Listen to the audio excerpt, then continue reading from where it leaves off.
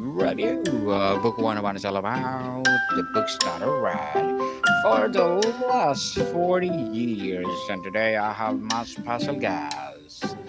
She is the author of the book Bucket List from a Redneck Girl. I may not be a superstar, but I twinkle brightly. And no other than Miss Jessica Danel. Hello. Welcome to Book 101, Miss Jessica. And can you please introduce more about yourself? Yes. So, I'm a mom. Yes. I've been married for 25 years, and I just recently wrote this book, and I also started a podcast myself. I'm just a very young little baby bird at it, so I only have like 5 episodes uploaded, so it's very relatively new. It's called Just Saying with Jessica Danel. But this book is really important to me. It's a memoir of, or an autobiography of my life. I've done a lot of things. I've got some crazy stories in there. Do you want me to talk about my stories, or do you want me to? Because as I talk about the different chapters, it'll kind of reveal my life story a little bit as we go. Awesome. So the book is not necessarily in chronological order, because I start off with a chapter that was, it really shaped me in my youth. My parents, they thought I was on drugs when I wasn't. So they dumped me in a drug rehab my senior year. And when the drug test came back and said that I was not on drugs, then they pulled me out. But the book starts there, basically.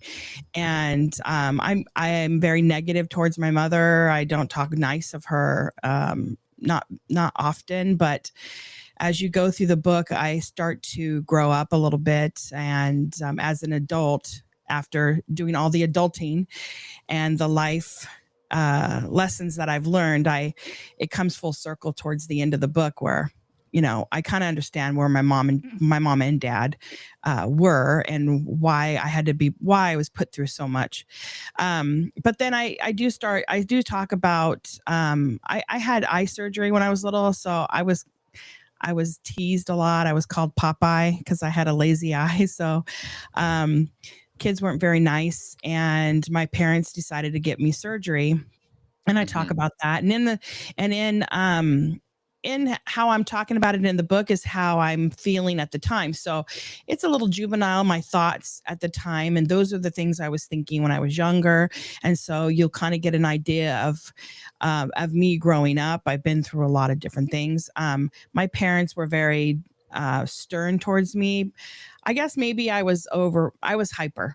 Okay. I was hyper. I talked a lot. I was into a lot of things. I was very smart, but I was into everything I shouldn't have been into. I was, putting dirt clods and mud pies in everybody's mailbox and switching the mail so that the mail for the Millers went into the Webs, and the Scotts got the, everybody else. It was just all mixed up. And I would be on my little Hot Wheel, I don't know if you're probably too young for a Hot Wheel, but those of you who know what a Hot Wheel is, you're spinning your wheels and you turn it and you pull on your brake and you skid around. And so I was really active. If I wasn't at my girlfriend's house playing Barbies or Cabbage Patch Kids, I was running around with my brother, and they were playing baseball or playing in the ditch with crawdads and lizards and snakes and stuff. So I was a tomboy. I got into a lot of mischief. But whenever I would do something not so great, my dad, one of the chapters in my book is called The Belt, the Hand, or the Hanger, because my dad would ask me, like, how do you want to take it when I got in trouble? So I talk about that. There's actually a chapter called The Belt, the Hand, or the Hanger. And then I talk a lot about my Park Circle friends. The neighborhood I grew up in is called Park Circle. And there's it just talks about, there's a lot of little, I call them Easter eggs, but little things throughout the whole book. So there you'll see the 70s and the vibe that comes with, and how men treated their wives. My dad treated my mom like shit, or like not very good, excuse my language, but No. sorry, I believe real moms cuss, because I run on cuss words, chaos, and caffeine. literally. But anyways, okay, I digressed. But so my dad did not treat my mom very well, and you'll see that in the book. She had broken her back, and when we were waiting for my honestly, this is the God's honest truth. We were waiting for my dad, and this is at a time when you could wait for them at the gate, and we were stepping on the tiles, and I was like, step on a crack, break your mama's back.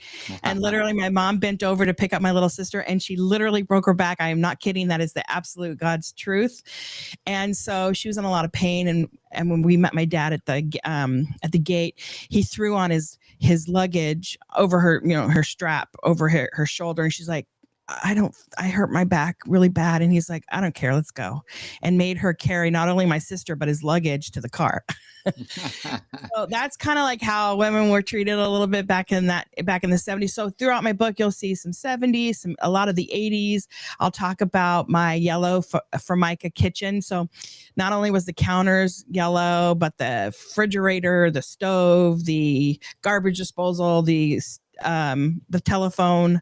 I mean, everything was like yellow, and that was indicative of the time. Was on brand for how kitchens were. You either had if you think about it, the Brady Bunch, they had an orange counter, remember? So they had like an orange kitchen, and I had a yellow one.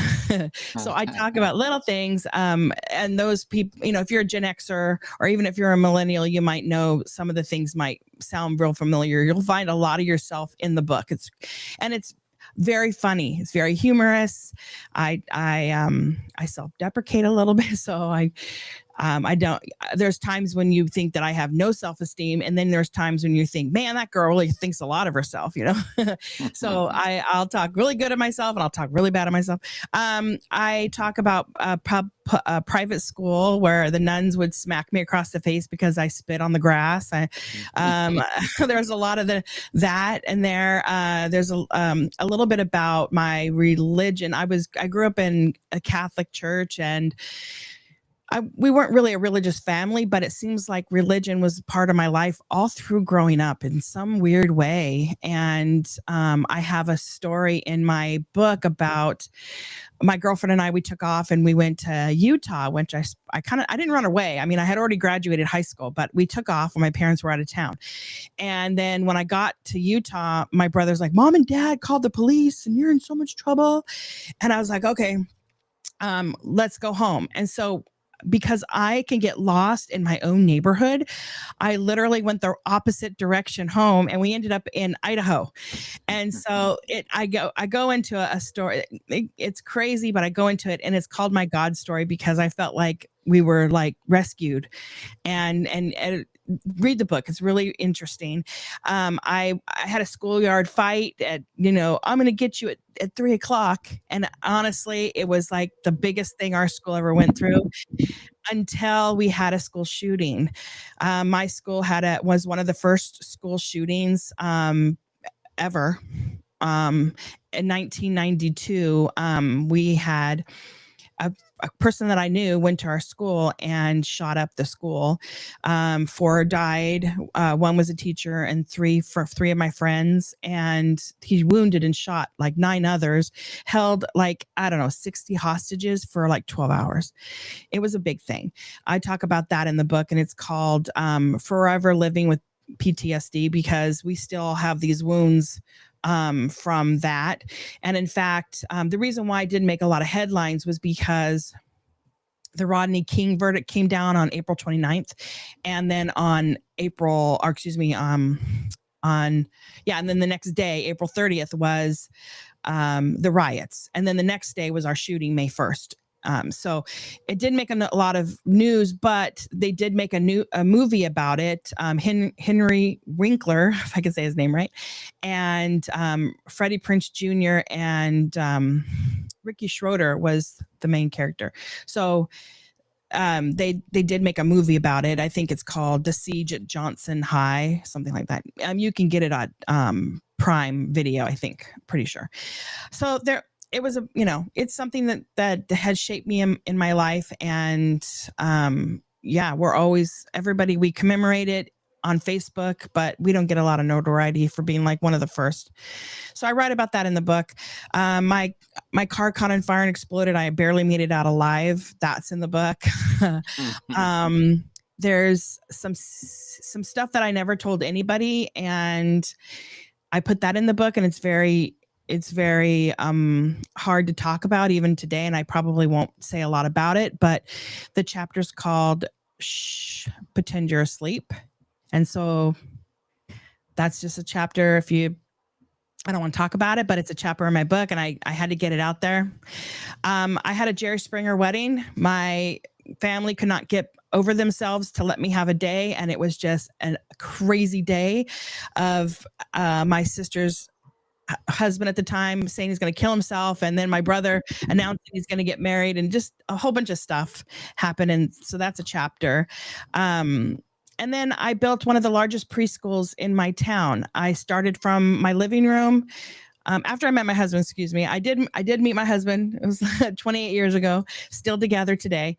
But I built a preschool in my living room, and when I got full, we built onto the house. And then when that got full, I purchased a church, a preschool at a church. It wasn't part of the church. It was just the ability to lease their building and the toys. So I bought that, built that up, and then I had just so many kids wanting to be a part of it. Then my neighbor who lived behind me offered his commercial property and said, I'll build the shell.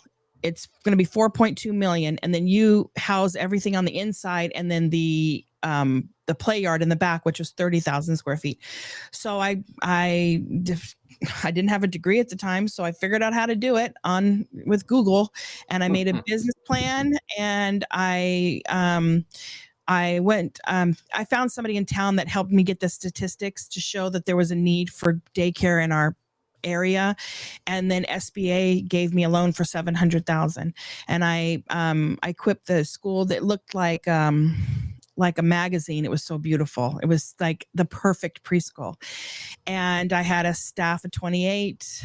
We started on day one with 140 students because I pre-sold all of my families about a year before we opened on the dirt lot. And I said, okay, this is where the baby's room's going to be, and this is where the preschool's room's going to be, and this is where they're going to eat lunch. And then I go, this whole thing is their play yard. See how big? It's going to be beautiful, grass and trees.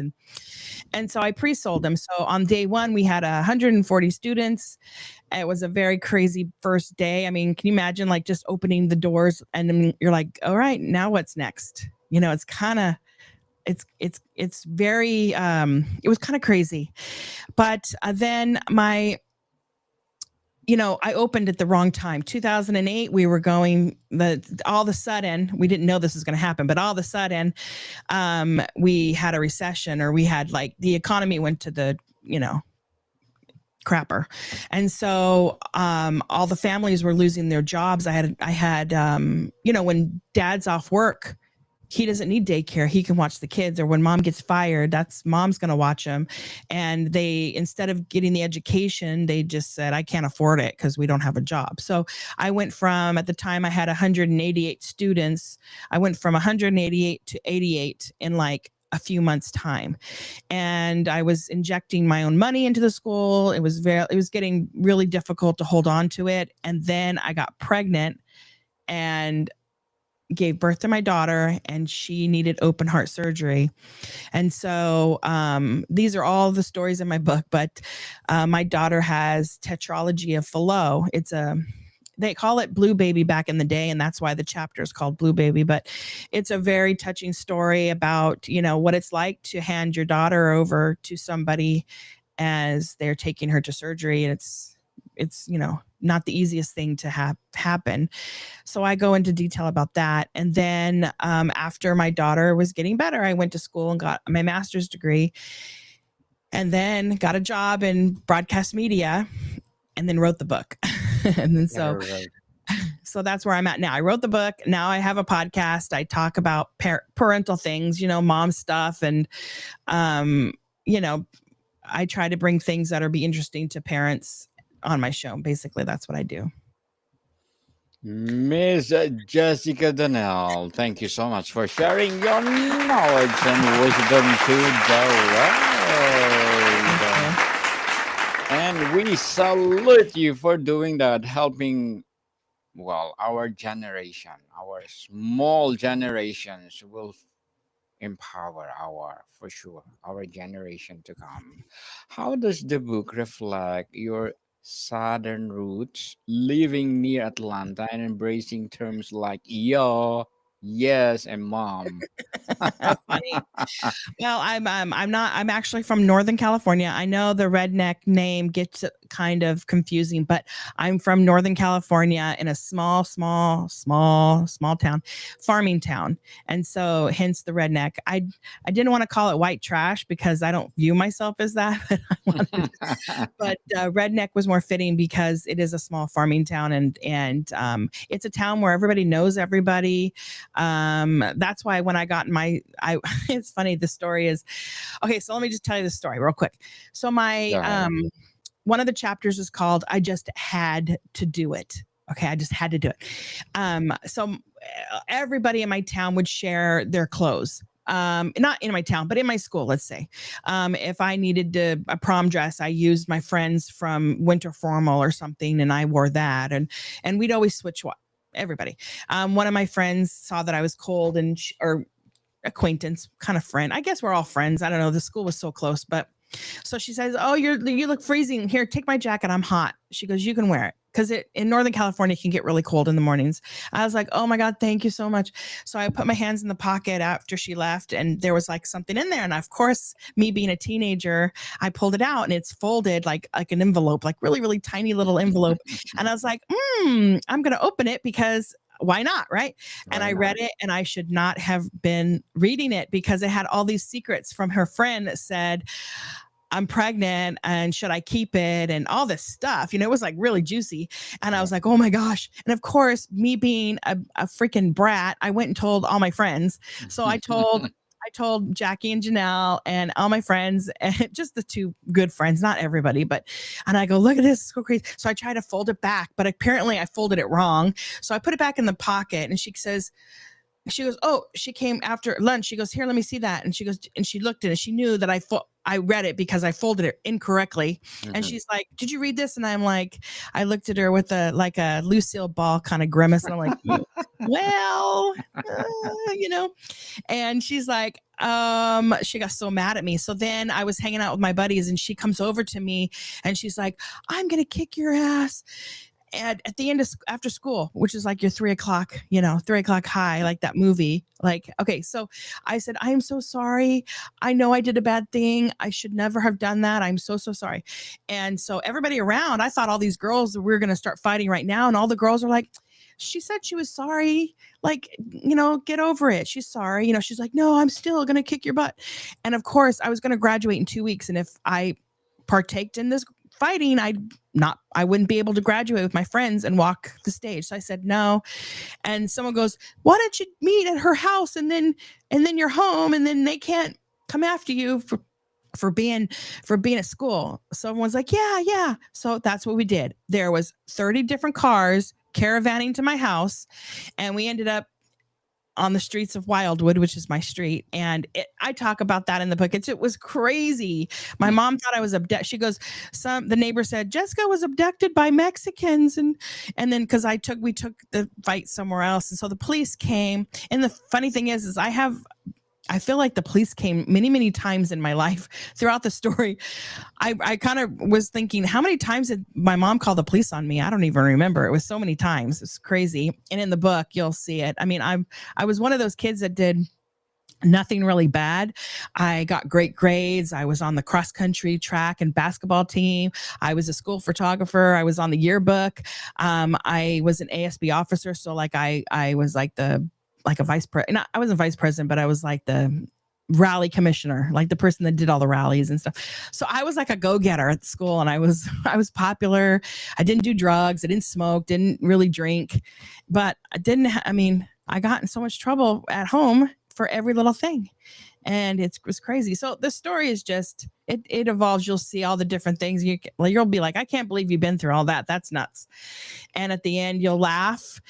You'll probably have cried a little, and it's definitely an easy read. There's not a lot of big words in there, and it's one of those things you can either read on the beach, read at the pool, or on the airplane, and you'll giggle a little. You'll have a belly laugh. It's kind of funny throughout the whole book.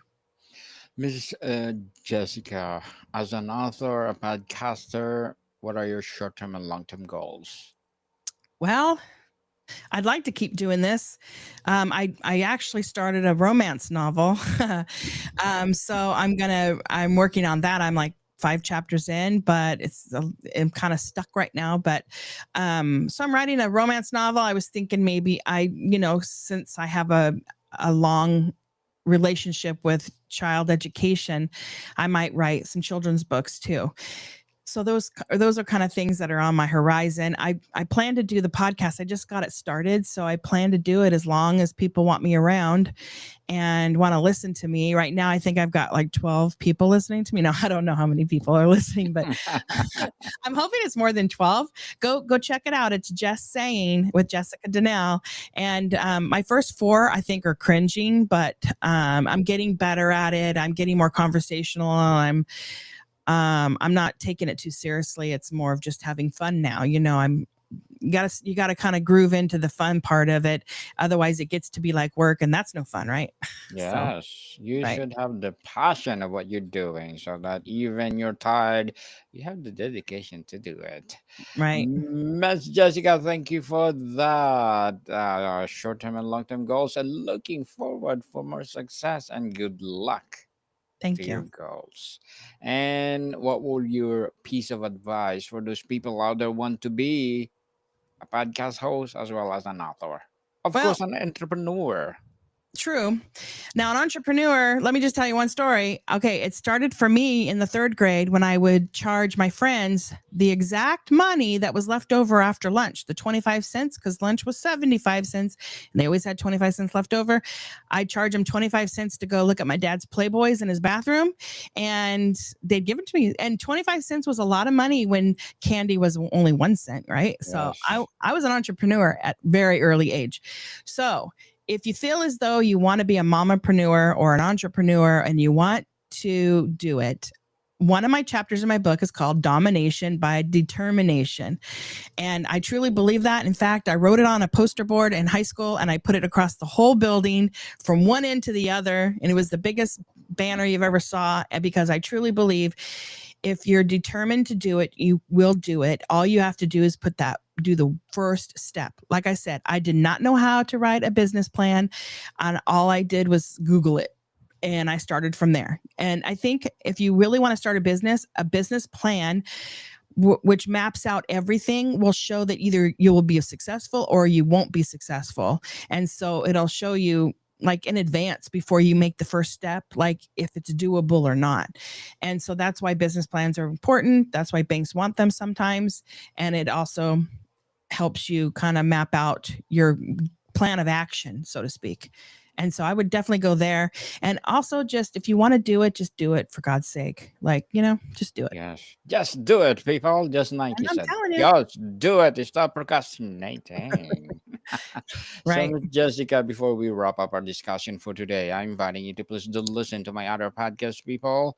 My other podcast, because my abstract essay is already in 5th season. Abstract poetry, yes, abstract poetry in 2nd season, and my book 101 review in 5th season too. Comedy 101 in 2nd season, and my food 101 in 5th season as well. Geography 101 in 4th season, and my baby podcast Law 101 and Mental Health 101. Love letters in its 4th season, as well as my movie 101 review and music 101 and science 101 and sex 101 in its 1st season. Please listen to them wherever you listen your podcast. So, Miss Jessica, what's the one key takeaway you hope readers gain from the bucket list from the redneck girl about living boldly despite anxiety? So my last comment about why they should read The Bucket List from a Redneck Girl is because it could inspire you to also write your own story. I've had Yes. friends and people say, man, now I want to put it all my stuff on, I want to put it down on paper.